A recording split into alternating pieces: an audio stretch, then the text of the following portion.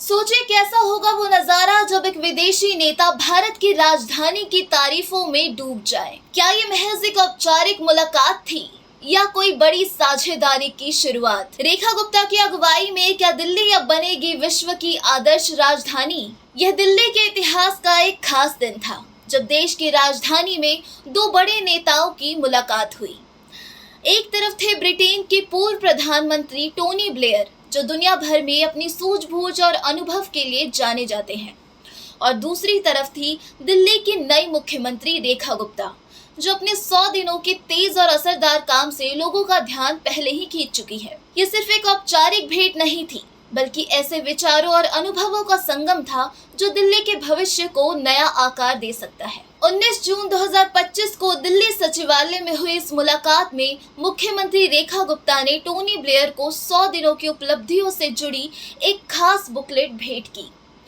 इस बुकलेट में शिक्षा, स्वास्थ्य, महिला सशक्तिकरण, वरिष्ठ नागरिकों की भलाई और पर्यावरण से जुड़े कई अहम कार्यों का जिक्र था। मुख्यमंत्री ने विस्तार से बताया कि किस तरह उनकी सरकार ने बेहद कम समय में कई बड़े और जरूरी काम पूरे किए, खासकर आयुष्मान वय वंदना योजना जो बुजुर्गों के लिए शुरू की गई थी।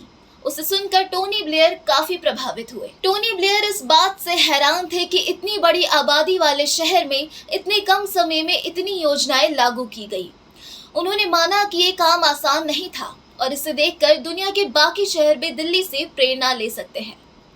उन्होंने मुख्यमंत्री की तारीफ करते हुए कहा कि आज की दिल्ली एक भविष्य की राजधानी बनने की दिशा में तेजी से आगे बढ़ रही है। ब्लेयर ने इस बात को भी स्वीकार किया कि प्रधानमंत्री नरेंद्र मोदी की दूरदर्शिता और समर्थन ने दिल्ली को विकास की इस रफ्तार तक पहुंचाने में अहम भूमिका निभाई है। बैठक में दिल्ली के पर्यावरण मंत्री मनजिंदर सिंह सिरसा भी मौजूद थे।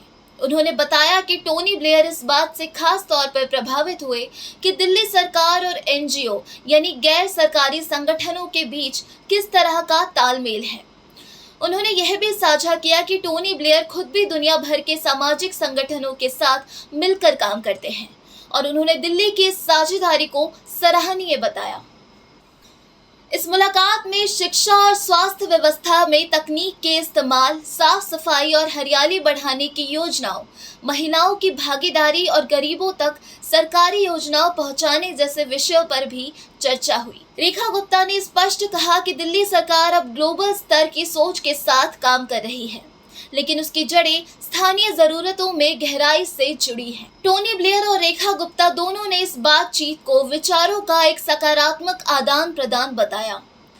यह मुलाकात केवल विचारों तक सीमित नहीं रही, बल्कि इसमें भविष्य में सहयोग की भी संभावनाएं तलाशी गई।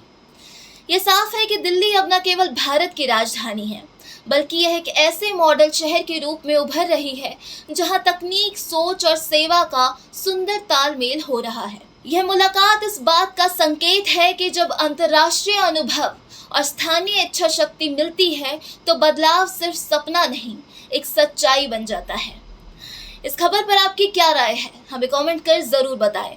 साथ ही चैनल पर अगर नए हैं और ऐसी दिलचस्प खबरों को जानने में रुचि रखते हैं तो अभी जाकर हमारे चैनल द इंडिया टाइम्स को सब्सक्राइब कर लें। धन्यवाद।